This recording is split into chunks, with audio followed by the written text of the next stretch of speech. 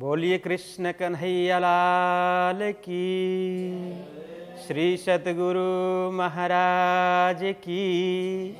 श्री प्राणनाथ प्यारे की। श्री पाँच नवतनपुरी धाम की। जगत गुरु आचार्य श्री 108 कृष्णमणि जी महाराज की।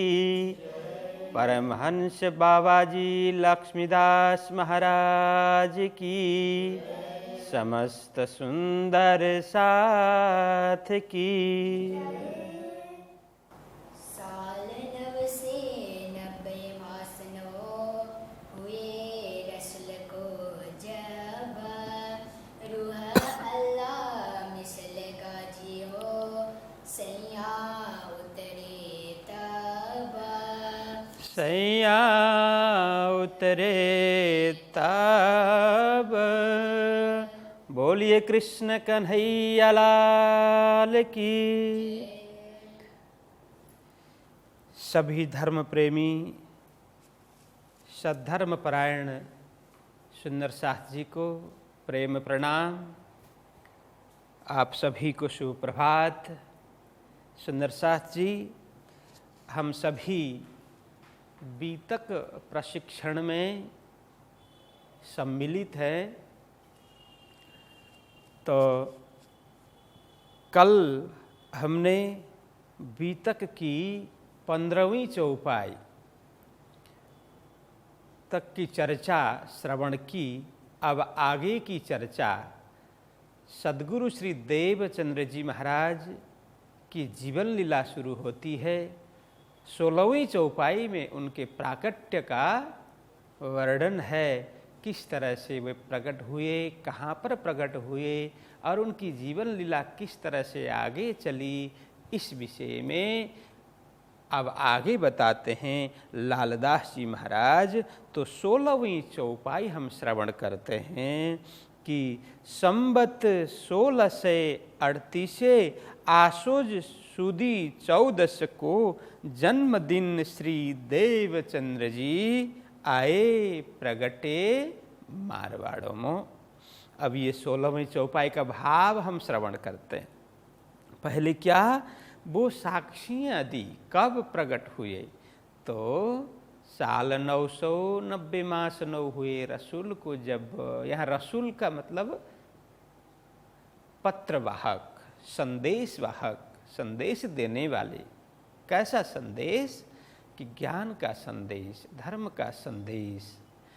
और कब परमात्मा की शक्ति इस धराधाम में प्रकट होगी, ये सभी बाबत में जिन्होंने संदेश दिया, ऐसे पत्रवाहक, उनको ही रसूल कहते हैं, उनको ही मोहम्मद बोला गया। तो वे जब इस धरती पर आए 63 वर्ष रहे और उनके जाने के बाद 990 वर्ष और 9 महीना जब व्यतीत हुआ, उस समय सद्गुरु श्री देवचंद्र जी महाराज, जो स्वयं अक्षरातीत धाम धनी श्री कृष्ण जी की आह्लादिनी शक्ति, आनंद शक्ति श्यामा जी स्वयं कहाँ पर प्रकट हुई, इस विषय में यह कहते हैं संबत 1638।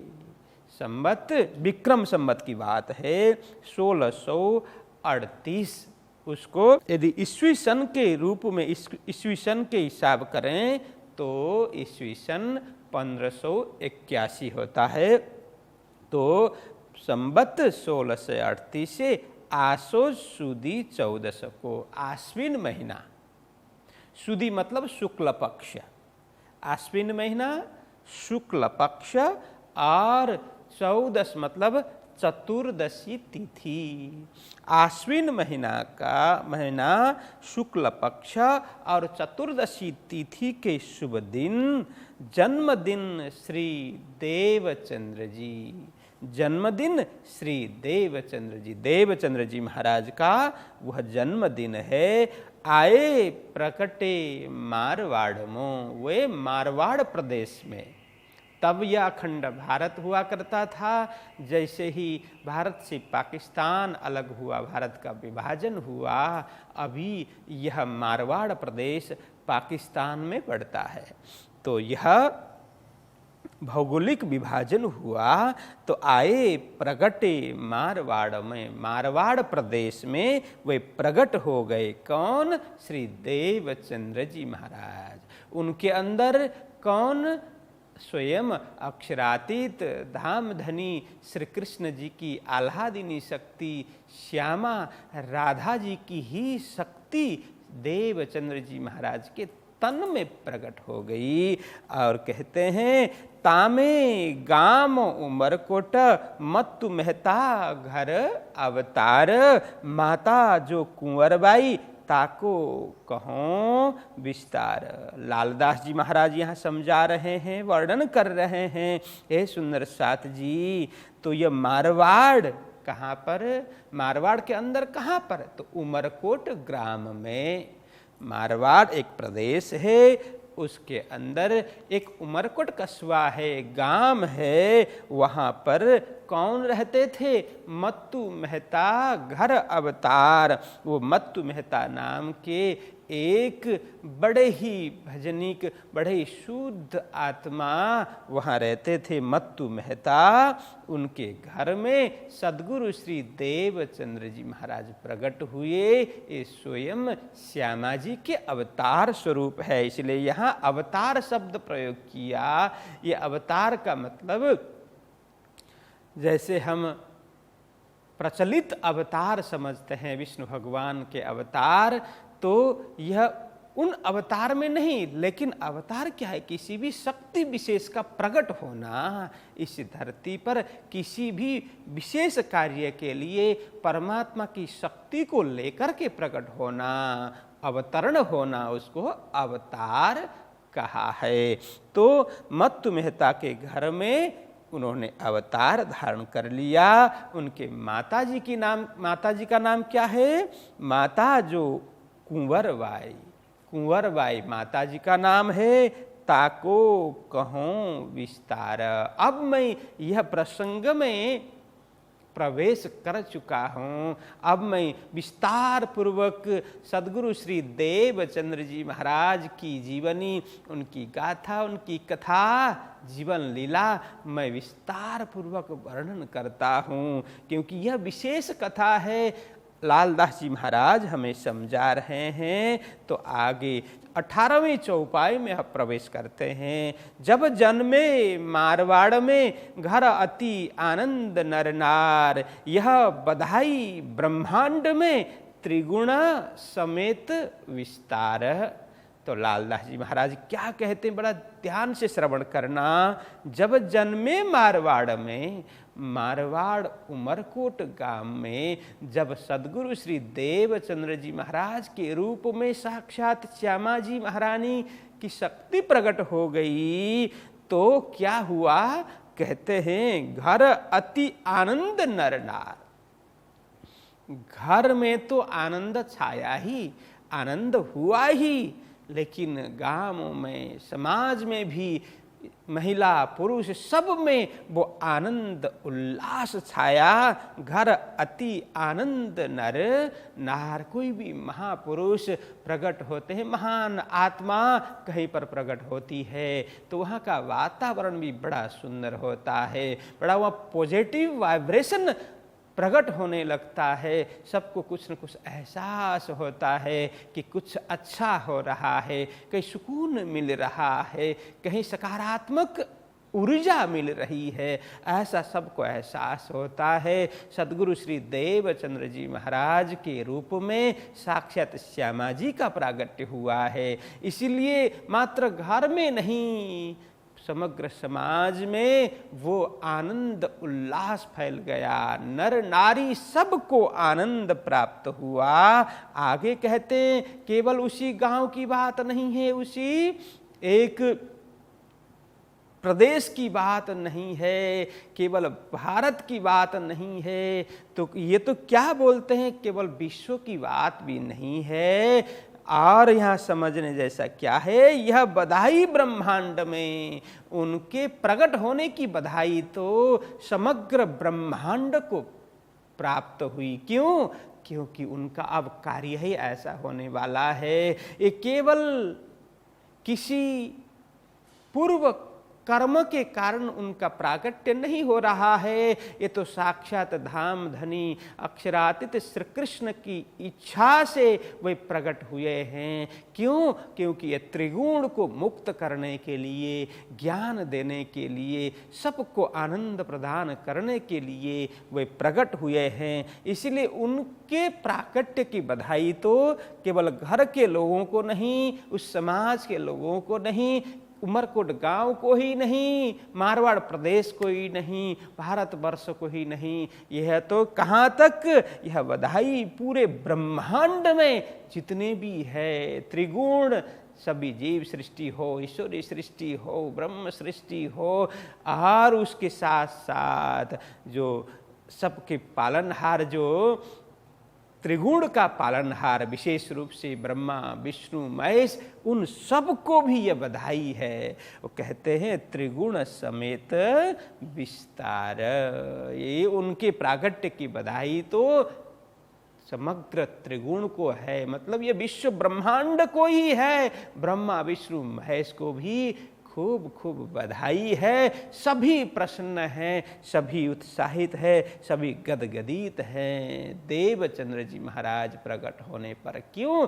उनके शरीर प्रकट होने पर नहीं, उनके शरीर में जो निहित शक्ति है, जो स्वयं परमात्मा की आह्लादिनी शक्ति है, आनंदा शक्ति है, उनके प्रकट होने पर पूरे ब्रह्मांड में आनंद छाया, सबको बधाई। ऐसा लालदास जी महाराज यहाँ पर कहते हैं। तो हम सभी को भी इस प्रसंग पर, वितक के प्रसंग पर, जब देवचंद्र जी महाराज हमारे आधार सद्गुरु श्री देवचंद्र जी महाराज के प्राकट्य की, हम सभी को भी खूब खूब बधाई, सभी सुंदर साथ जी को भी बहुत बहुत बधाई, लाख लाख बधाई। तो आगे कहते हैं 19वीं चौपाई में क्या कहते हैं, सुखदाई सबन को। क्यों बधाई भाई?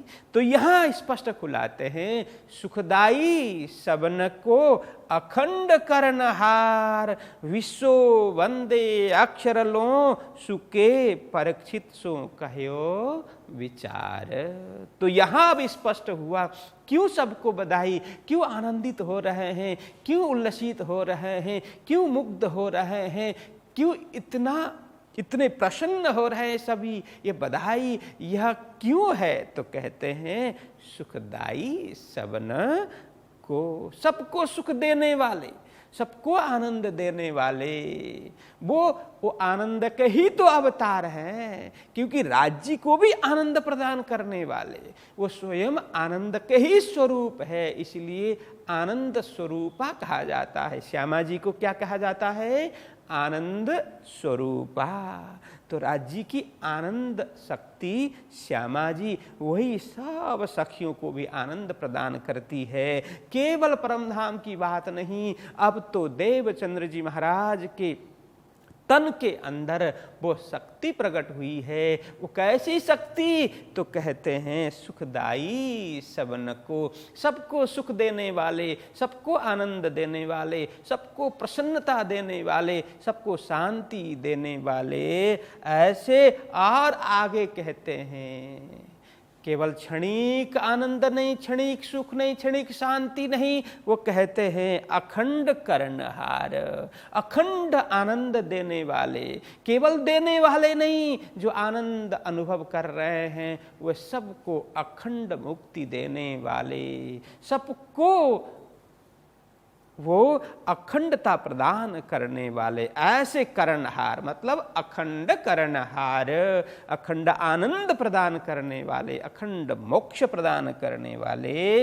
ऐसे श्री देवचंद्र जी महाराज के प्राकट्य की सबको खूब खूब बधाई। कहते हैं विश्व वंदे अक्षर लो, सुके परीक्षित सो कहो विचार। अब यहाँ लालदास जी महाराज समझा रहे हैं कि हे सुंदर साथ जी, हे ब्रह्म सृष्टि, वो कह रहे हैं विश्व वंदे अक्षरलो। सुंदर साथ जी, आज तक विश्व में जितने भी ज्ञानी हुए, जितने तपस्वी हुए, जितने साधक हुए, जो महान योगी हुए, महान ध्यानी हुए, सबने कहाँ तक की चर्चा की? विश्व वंदे अक्षरलो। अक्षर तक की चर्चा करते थे, अक्षर तक की वंदना करते थे। लेकिन यह जो स्वरूप प्रकट हो रहे हैं वो अक्षर से भी पार है, हद पार बेहद है, बेहद पार अक्षर, अक्षर पार वतन है, जागिए इन घर। उस परम धाम, दिव्य धाम से ये प्रकट हुए हैं। अब इनके ज्ञान से क्या होगा? ये जो ज्ञान प्रकट करने वाले हैं, जो ज्ञान देने वाले हैं, उस ज्ञान से आज तक अक्षर ब्रह्म तक की पहुंच रखने वालों को भी अब अक्षरातीत का ज्ञान होगा। विश्व वंदे अक्षरलो, सुके परीक्षित सुकहो विचार। सुखदेव जी महाराज परमहंस सुखदेव जी बाबा क्या कहते? परीक्षित के साथ में चर्चा करते हुए कहते हैं, परीक्षित, कलयुग में इस तरह से एक ऐसा स्वरूप, ऐसी शक्ति प्रकट होगी जो आज तक किसी की पहुंच नहीं, किसी का ज्ञान नहीं। वहाँ अक्षर आज तक किसी ने संकेत के रूप में अक्षर तक की बात की। नहीं तो सभी हद में ही वहीं अटक जाते हैं, वहीं भटक जाते हैं, वहीं रुक जाते हैं। लेकिन अब ऐसी शक्ति प्रकट होगी जो अक्षर से ऊपर अक्षर, अक्षर से भी पार, जो अक्षरातीत का ज्ञान देंगे और सबकी दृष्टि खोल देंगे, सबके हृदय के पट खोल देंगे। उनको अखंड का ज्ञान होगा, अखंड का अनुभव होगा। तो आज तक अक्षर तक की वंदना करने वाले अब सद्गुरु के प्रागट्य के बाद अक्षरातीत की वंदना करेंगे। इसलिए कहते हैं कि यह तो अक्षर के लिए भी वंदनीय है, यह पूजनीय है। इसलिए कहते हैं कि त्रिगुण को तो बधाई है ही, इसके ऊपर अक्षर को भी बधाई है, क्योंकि अब अक्षर से ऊपर की शक्ति प्रकट सद्गुरु श्री देवचंद्र जी महाराज के रूप में हो गई है। तो यह साक्षी देते हैं सुखदेव जी महाराज परीक्षित को समझाते हुए।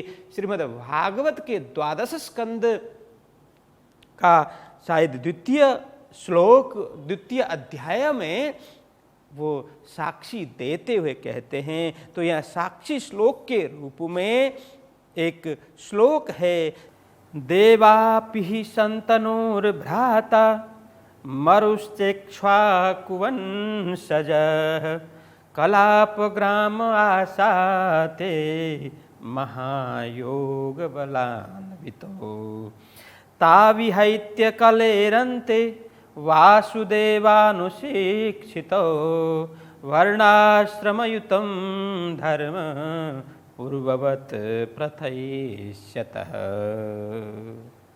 तो इसका अर्थ हम समझते हैं कि हे सुंदर साथ जी, लालदास जी महाराज यह श्लोक यहाँ बोलते हुए कहते हैं कि देवापि ही संतन हो भ्राता। तो ये क्या कहते हैं कि हे परीक्षित, भीष्म पितामह के पिता थे राजा शंतनु, और शंतनु के भ्राता है देवापि। उनका उल्लेख कर रहे हैं। साथ में यह इक्ष्वाकु वंश में उत्पन्न होने वाले, इक्ष्वाकु कुल में जन्म लेने वाले, उत्पन्न होने वाले कौन? मरुहु। देवापि और मरु की यहाँ चर्चा है। एक तो शंतनु, राजा शंतनु के भ्राता देवापि, दूसरे इक्ष्वाकु वंश में उत्पन्न होने वाले राजा मरु। यह कलाप ग्राम आसाते, कलाप ग्राम में अवस्थित है। आसाते के यहाँ अर्थ है कि स्थित है, कलाप ग्राम में स्थित हैं। किस प्रकार से स्थित हैं? कहते हैं महायोग बलान्वितो। वो योग बल, महान योग बल में प्रतिष्ठित हो करके अभी तक स्थित है। वो योग बल में, महान योग में आरूढ़ हो रहे हैं। दोनों कौन कौन? देवापी और मरु, ये दोनों की चर्चा कर रहे हैं। ताविहैत्य कलेरन्ते वासुदेवानुशिक्षितौ वर्णाश्रमयुतं धर्मं पूर्ववत् प्रथयिष्यतः। तो यहाँ अर्थ करते हैं कि हे राजा परीक्षित, मैं ये किस लिए बोल रहा हूँ, दोनों की चर्चा किस लिए कर रहा हूँ? देवापी और मरु महान योग, सब कुछ छोड़ करके महान योग में आरूढ़ होकर के स्थित हैं, कलाप ग्राम में, और महान योग कर रहे हैं। योग बल में, अभी दृढ़ योग बल में, महान योग बल में स्थित होकर के बैठे हुए हैं। और उन दोनों, वे दोनों कब? कलियुग के अंत में, कलियुग के अंत में पुनः प्रकट होंगे। वे दोनों कलियुग के अंत में लौटेंगे। और कहते हैं ये वासुदेवानुशिक्षित, वासुदेव अनुशिक्षित, भगवान वासुदेव की शिक्षा से अथवा प्रेरणा से, भगवान वासुदेव मतलब परमात्मा की प्रेरणा से वे दोनों लौटेंगे। कब?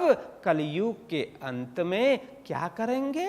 तो कहते हैं वर्णाश्रमयुतं धर्मं पूर्ववत् प्रथयिष्यतः।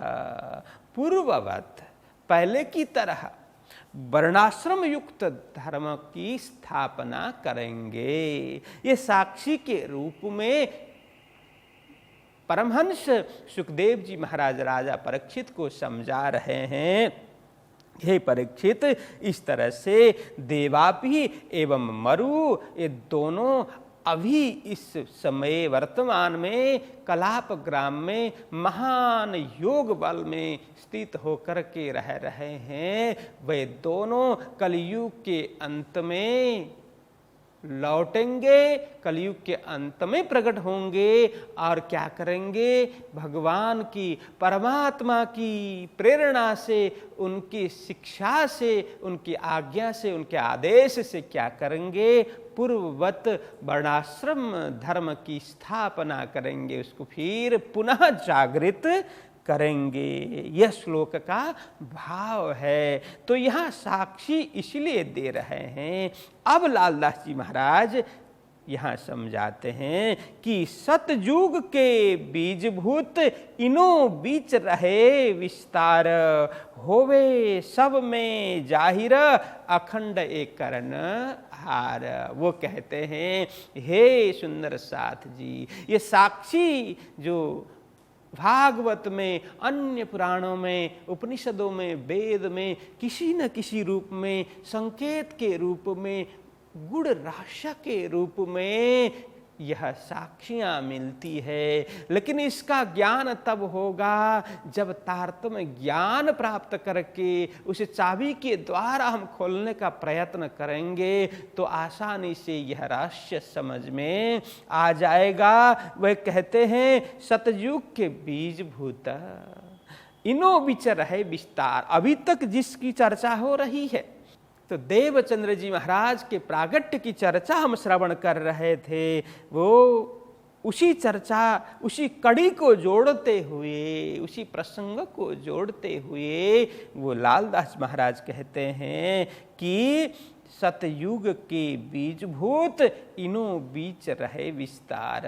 अब देवचंद्र जी महाराज प्रकट हुए तो इसको कहते हैं वही देवापी का जो जीव है ना, वो देवचंद्र जी महाराज के अंदर प्रकट हुआ, क्योंकि उन्होंने महान योग, महान तपस्या की थी, ब्रह्म प्राप्ति की, आनंद के अनुभूति के लिए जो तपस्या की थी, ऐसा शुद्ध जीव अब देवचंद्र जी महाराज का जो तन है उसके अंदर प्रकट हुआ है। और उसके अंदर जीव है और वहाँ पर श्यामा जी की शक्ति प्रकट हुई है। तो देवचंद्र जी महाराज के अंदर अब सतयुग के बीज भूत। यहाँ सतयुग का अर्थ यह भी है, सत्य मतलब वो सत्य है, कल था, आज है, कल भी रहने वाला है।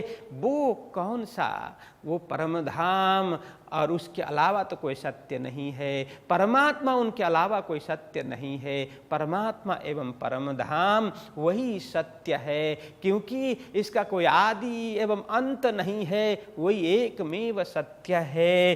तो वही सत्य का बीज है, देवचंद्र जी महाराज के अंदर समाहित है। इनो बीच रहे विस्तार, तो इसके साथ साथ में देवापी के रूप में, सदगुरु के रूप में देवापी प्रकट हुए, और कहते हैं मरु के रूप में प्राणनाथ जी महाराज प्रकट हुए। दोनों महापुरुष की यहाँ चर्चा है। जो देवापी है, चंद्रवंश के थे, चंद्रवंश में देवापी थे, तो वहीं चंद्रवंश में सदगुरु श्री देवचंद्र जी महाराज प्रकट होते हैं। इधर मरु सूर्यवंशी है, तो इक्ष्वाकु वंश या सूर्यवंशी है, तो वही मरु है, प्राणनाथ जी महाराज के रूप में प्रकट होते हैं। वो दोनों का जीव देवापी एवं मरु का जो जीव है, और देवचंद्र जी महाराज और प्राणनाथ जी महाराज के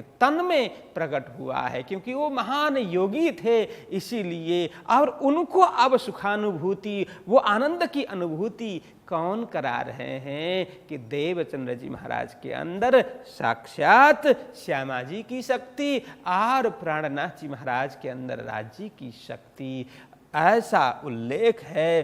तो दोनों सदगुरु जी एवं प्राणनाथ जी महाराज के अंदर सतयुग के बीजभूत, सतयुग। देखिए, इसी युग में अभी हम क्या समझ सकते हैं कि इसको इस तरह से भी समझ सकते हैं कि इसी समय सभी युग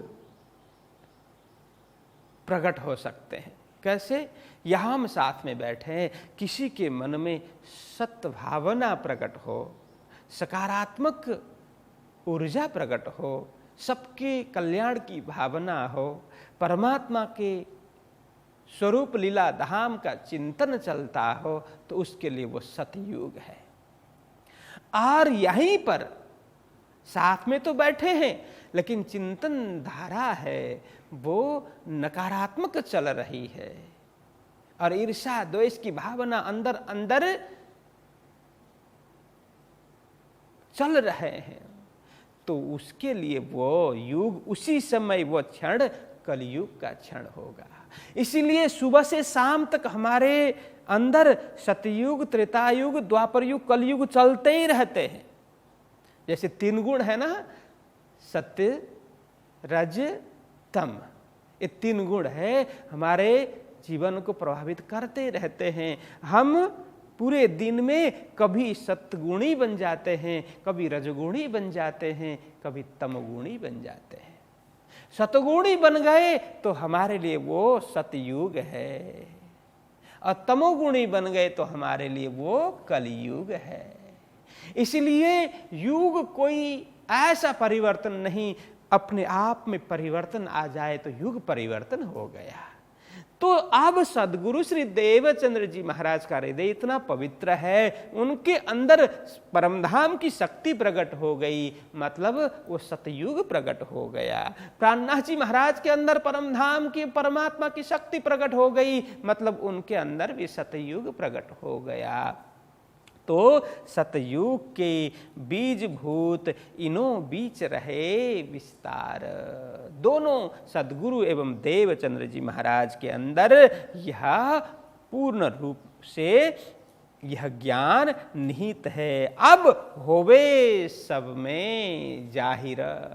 अब तक तो अब सदगुरु जी के रूप में प्रकट हो गए, अब क्या होने वाला है कि अब सब में विस्तार होने वाला है, ये ज्ञान फैलने वाला है। सदगुरु जी के द्वारा महामती स्वामी श्री प्राणनाथ जी महाराज को ये ज्ञान प्राप्त होने वाला है और प्राणनाथ जी महाराज के माध्यम से समग्र संसार को यह ज्ञान प्राप्त होने वाला है, सबको अखंड आनंद प्राप्त होने वाला है। इसलिए कहते हैं होवे सब में जाहिर अखंड ये संसार, उनके ज्ञान के द्वारा ये संसार ही अखंड हो जाएगा, क्योंकि ज्ञान के समान पवित्र वस्तु कोई अन्य नहीं है। ये गीता में भी कहा है कि ज्ञान जैसा पवित्र और कोई तत्व नहीं है।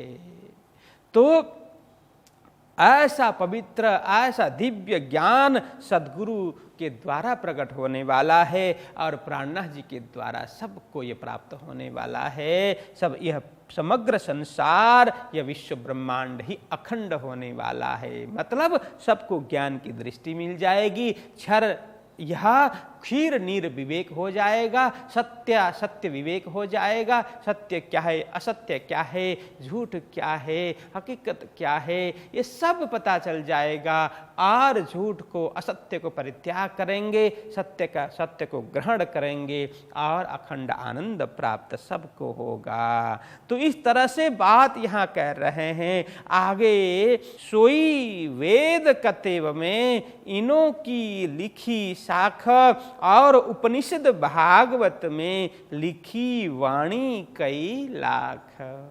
तो कहते समझाते हैं कि हे सुंदर साथ जी, यह केवल मैं कपोल कल्पित बातें नहीं कर रहा हूँ, भागवत की भी साक्षी है। जैसे हमने श्रवण किया 12 स्कंद में देवापी एवं मरु की बात जो हमने श्रवण की, वे प्रकट होंगे कलयुग के अंत में कहा है। वो प्रकट अब हो गए देवापी के रूप में। कौन? सद्गुरु जी के रूप में देवापी प्रकट हो गए, उनके अंदर श्यामा जी की शक्ति प्रकट हो गई, सतयुग का बीजभूत उनके अंदर निहित है।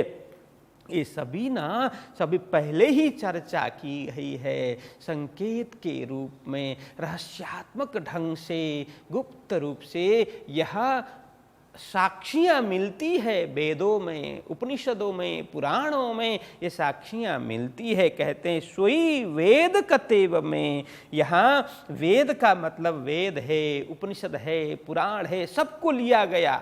वेद प्रमुख ग्रंथ है, आद्य ग्रंथ है, इसलिए वेद को लिया तो सबका नाम इसी में आ गया। वेद परंपरा प्राचीन, हमारी प्राचीन सनातन परंपरा के ये महान ग्रंथ, उनमें ये साक्षियां कुट कुट करके भरी हुई है। लेकिन तत्वतः विचार करके यदि समझने का प्रयत्न करें तो समझ में आ जाएगी। साथ में कतेब में भी, कतेब के अलग अलग परंपरा अनेक ग्रंथ है, जिसमें तौरात है और जबूर है और इसके साथ साथ में अंजील भी बोलते हैं। तो कतेब परंपरा सोई वेद कतेब में, वेद परंपरा, उसमें अनेक शास्त्र आते हैं। कतेब परंपरा में तौरात, अंजील एवं जबूर, ये सब ग्रंथों में इनों की लिखी साख। ये साख मतलब साक्षी, यह सारे प्रसंग की, सारी घटनाओं की साक्षी दोनों परंपरा में, वेद परंपरा, कतेब परंपरा, सब में ये साक्षियां लिखी गई है। और उपनिषद भागवत में लिखी वाणी कई लाख। उपनिषद भागवत अन्य संत वाणियों में भी कहीं कहीं अनेक स्थानों में इस तरह से लाखों साक्षियां प्राप्त होती है। उसको बड़ा ध्यान से मनन करें और ध्यान से पढ़ें, ध्यान से समझने का प्रयत्न करें, तो वो साक्षियां हैं, भविष्यवाणियां हैं, हमें समझ में आ जाएगी। आगे कहते हैं जब को ये ब्रह्मांड तब के यह वचन, जन्म से ले वितक जाके सुने पतिजे मन। यहाँ कहते हैं लालदास जी महाराज, हे सुंदर साथ जी, जब को ये ब्रह्मांड तब के यह वचन। यह ब्रह्मांड जब से उत्पन्न हुआ, ये ब्रह्मांड की रचना जब से हुई तब से ही यह वचन भी है। कौन? वेद वचन, उपनिषद के वचन, ये महान ऋषियों की महान वाणियाँ ये तब से ही हैं। तब से उन्होंने ये साक्षियाँ दी है कि भविष्य में ऐसा होगा, कलयुग में क्या होगा, सतयुग में क्या होगा, त्रेता में क्या होगा, द्वापर में क्या होगा, सब वर्णन करते करते और विशेषतः परमात्मा की शक्ति बुद्ध निष्कलंक अवतार के रूप में ये कलयुग के अंत में प्रकट होंगे। स्वयं परमात्मा और सबको ज्ञान प्रदान करेंगे। ये साक्षियाँ जब को ये ब्रह्मांड प्रकट हुआ तब से ये वचन है, यह महान वाणियाँ, उसमें यह शब्द, यह वचन, यह निहित है। जन्म से ले अभी तक जाके सुने पतिजे मन। अभी तक तो भविष्यवाणियाँ की गई, अब वो भविष्यवाणी पूर्ण रूप से यहाँ पर सिद्ध होती है। देवचंद्र जी महाराज प्रकट हो गए।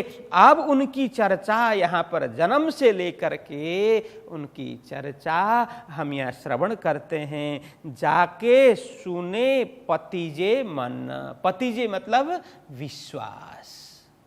विश्वास सबको ये सुनने के बाद में विश्वास होगा, सबको यह यकीन हो जाएगा। सद्गुरु श्री देवचंद्र जी महाराज की लीला, उनकी जीवनी यदि ध्यान से श्रवण करें, श्रद्धा से श्रवण करें तो यह भविष्यवाणी के ऊपर हमें पूर्ण रूप से विश्वास हो जाएगा, यकीन हो जाएगा। सुंदर साथ जी आगे कहते हैं, ताके ग्रंथ भाषा मिने आप अपने किए सब।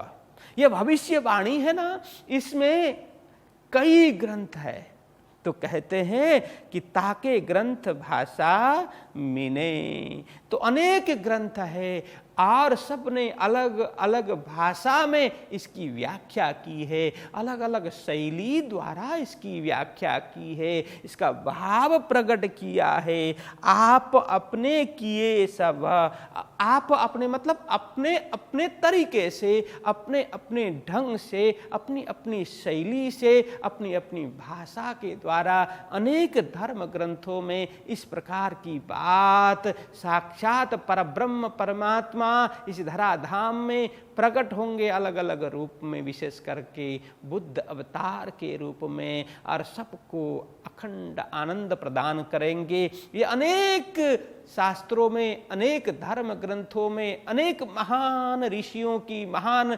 व्यक्तियों की जो वाणी है उनमें अलग अलग ढंग से, अलग अलग शास्त्रों में, अलग अलग भाषा में, अलग अलग भाव के द्वारा लिखी गए हैं। आप अपने किए सब, यहाँ अपने अपने ढंग से व्याख्या करने की बात है। सबने अपने अपने तरीके से इसकी व्याख्या की है। तो कहते हैं, एक मिलाए खोल दीजिए ये वस्तु पावे तब।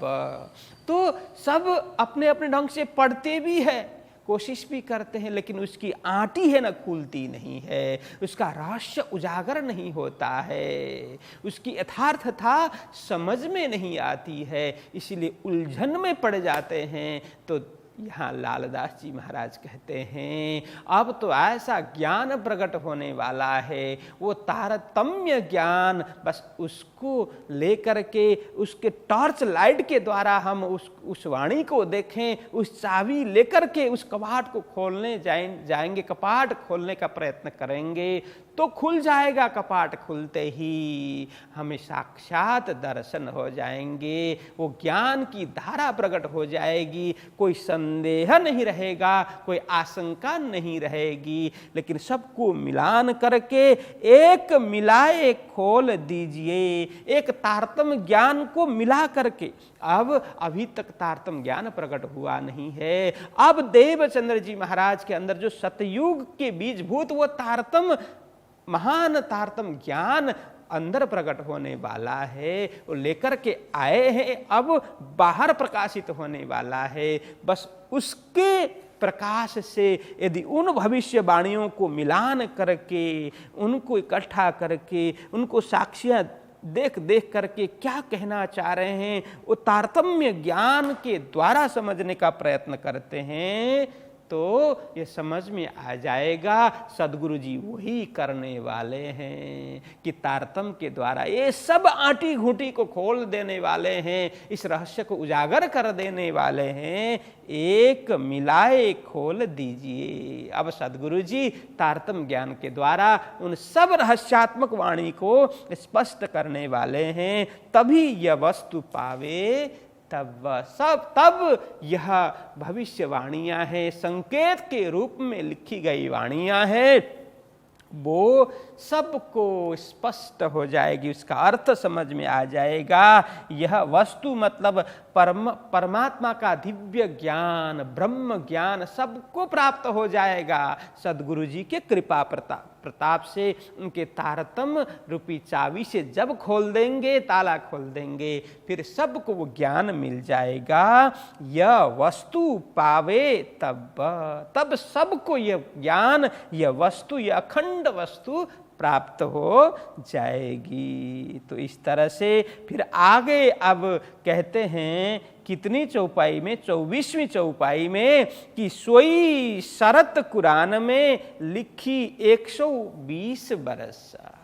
अब कुरान में भी इसकी चर्चा है। क्या है? उन्होंने कहा है कि कलयुग में ऐसा समय आएगा जो 120 बरस का जो कार्य है, मतलब 120 बरस का अंतराल है, 120 बरस का समय है, वो श्रेष्ठ समय होगा, वो विशिष्ट समय होगा, वो महत्वपूर्ण वर्ष होंगे 120 बरस। कहा सोई शरत कुरान में लिखी 120 बरस।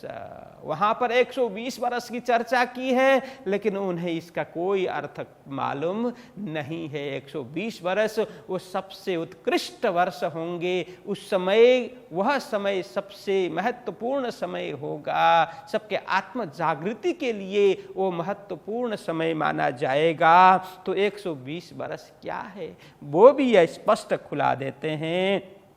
वो 120 बरस में भी पहले हमने 6 दिन की चर्चा की थी। 6 दिन की चर्चा में प्रथम तो ब्रज, द्वितीय रास, तृतीय मोहम्मद के, और चतुर्थ यहाँ कहते हैं 4, 5, छठा दिन। अब 120 बरस में ये 4 जो 6 दिन की बात है, यह महत्वपूर्ण 6 दिन, उसमें चौथा, 5वां, 6वां यह महत्वपूर्ण है। तब जाहिर होवे अरस। ये 4, 5, 6वें दिन में अरस मतलब परम धाम, दिव्य धाम, परमात्मा का दिव्य घर, हम सब आत्माओं का दिव्य अखंड घर, वह प्रकट हो जाएगा 4, 5, 6 दिन में। तो यहाँ पर जो कहा 120 बरस मतलब क्या है? सदगुरु जी का चौथा दिन माना जाएगा और प्राणनाथ जी का समय 5वां दिन माना जाएगा, और बाद में जो सब मिलेंगे, छत्रसाल जी का यह 6वां दिन, मतलब जब प्राणनाथ जी महाराज सबको एकत्रित करके महाराज वो बिजावर में करते हैं, तो उसको लोग 6ठा दिन मानते हैं। लेकिन यहाँ क्या है कि 4, 5, 6ठा दिन तब जाए रहोवे अरस। ये 120 बरस की बात है। 120 बरस कब से कब तक? सदगुरु श्री देवचंद्र जी महाराज के प्राकट्य विक्रम संवत 1638 से यह शुरू होता है। जो कुरान में कहा 120 बरस बहुत महिमामान होगा, बहुत विशिष्ट होगा, वो 120 बरस लालदास जी महाराज कहते हैं वो यही है। देवचंद्र जी महाराज के प्राकट्य विक्रम संवत 1638 वहाँ से शुरू हो गया समग्र देवचंद्र जी महाराज की जीवनी, और उसके बाद में प्राणनाथ जी महाराज की जीवनी 1712 तक देवचंद्र जी महाराज की, फिर 1712 के बाद में प्राणनाथ जी महाराज की, और प्राणनाथ जी महाराज 1751 में अंतर ध्यान होते हैं। तो वो अधिकार, संपूर्ण दायित्व तो अब छत्रसाल जी महाराज को सौंप देते हैं, और 51 से लेकर के 52, 53, 54, 55, 56, 57, 58, तो इस तरह से 58 छत्रसाल महाराज का 7 वर्ष इसमें लिया गया। गया है। विक्रम संमत 1638 से लेकर के विक्रम संमत 1758 तक 120 बरस हो जाते हैं। तो कुरान में संकेत के रूप में कहा है 120 बरस बहुत ही महत्वपूर्ण होंगे आत्म जागृति के लिए। तो यही कहा कि सदगुरु जी श्री देवचंद्र जी महाराज प्रकट हुए 1638 में, वहाँ से शुरू हो करके उनकी जीवनी और प्राणनाथ जी का समग्र जीवन, और उसके बाद में छत्रसाल जी की 7 वर्ष, इस तरह से 1758 तक में 120 वर्ष पूर्ण होते हैं। तो यह समय बहुत ही विशिष्ट कहा है। तो कहते हैं तब जाहिर होवे अरस, अरस जाहिर होगा, परमधाम जाहिर होगा, परमात्मा जाहिर होंगे। मतलब सबके हृदय में परमात्मा के प्रति आस्था जगेगी, परमात्मा के प्रति प्रेम जगेगा। परमात्मा के धाम मतलब हम सभी आत्माओं का जो दिव्य धाम है, अखंड धाम है। यह संसार तो नाशवान है, एक दिन सबको जाना है, ये शरीर को छोड़ना है, अपनी मूल सुरता में सबको जगना है। हमारा मूल तन मूल सुरता जहाँ पर है, हम जहाँ से खेल देखने के लिए आए, वो दिव्य धाम परम धाम, यद गत्वा न निवर्तन्ते तद्धाम परमं मम। जैसे गीता में भगवान श्री कृष्ण जी कहते हैं, जहाँ जाने के बाद लौटना नहीं होता, लौटना नहीं पड़ता, वह धाम मेरा परम धाम है। वहाँ वह जाहिर हो जाएगा, वो परम धाम सबको पता चल जाएगा कि हम वहाँ से आए हैं। अभी तक तो अज्ञान के अंधकार में हम भूले पड़े हैं, हमें कहाँ याद है कि भाई हमें एक दिन जाना भी है, हम आए हैं सो जाएगा। राजा रंक फकीर, यहाँ कौन अखंड है, सबको जाना है, लेकिन कहाँ जाना है किसको कुछ भी ख्याल नहीं है। ऐसे मानते हैं जैसे कीड़े मकोड़े जन्मते हैं और मरते हैं, इसी तरह से हम भी होंगे। ऐसा नहीं है, हमारा दिव्य धाम परम धाम है, वहाँ जाना है, उसके प्रति ज्ञान हमें प्राप्त करना है। तो तब जाहिर होवे अरस, वह परम धाम अखंड धाम जाहिर हो जाएगा। तब कहते हैं सब सृष्टि सेजदा करे, होवे अखंड जाहिर धाम, जो याद नहीं अक्षर को सो शुद्ध सबो हुई तमाम। अब तब सब सृष्टि सेजदा करे। अब ऐसा ज्ञान लेकर के सदगुरु श्री देवचंद्र जी महाराज प्रकट हुए, सबको ज्ञान दिया। अब सब सेजदा करने लगे एक परमात्मा को, क्योंकि ज्ञान प्राप्त हुआ ना। सेजदा मतलब नमन वंदन वो करने लगे। और चराचर ब्रह्मांड, सब सृष्टि मतलब चराचर जगत, चराचर ब्रह्मांड सेजदा करे, नमन वंदन करने लगे। होवे अखंड जाहिर धाम।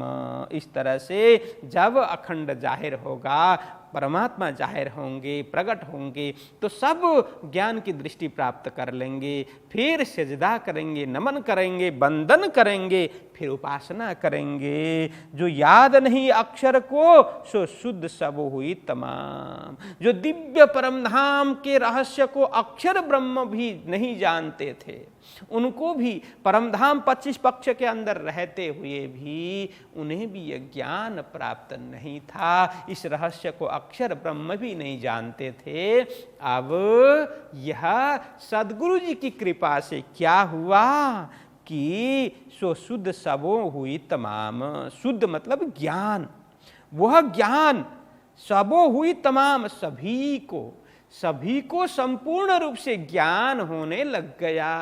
किसकी प्रताप से? सदगुरु जी की कृपा प्रताप से, उनके ज्ञान के द्वारा। तो इस तरह से यहाँ पर प्रसंग 25वीं चौपाई तक चलती है। अब समय भी लगभग हो गया, फिर आगे का प्रसंग हम कल से श्रवण करते हैं। तो इस तरह से सदगुरु जी की कृपा से तारतम्य के प्रकट होने के बाद यह चराचर ब्रह्मांड को ये ज्ञान प्राप्त हो जाएगा।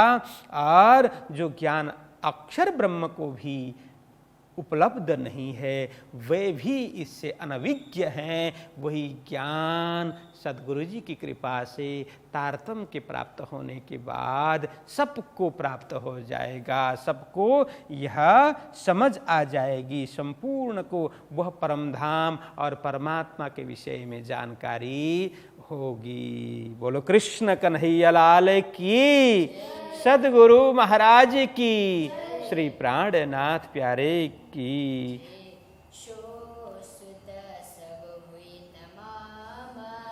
सो शुद्ध सबो हुई तमाम,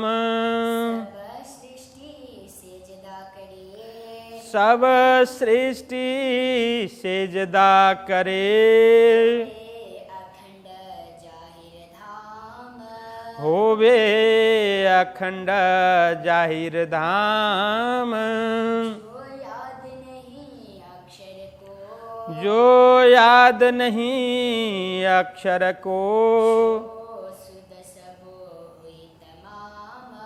सो शुद्ध सबो हुई तमाम,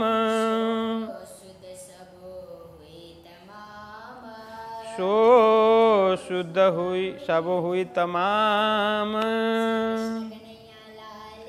जय स्वामी की जय, प्यारे की जय, प्रणाम।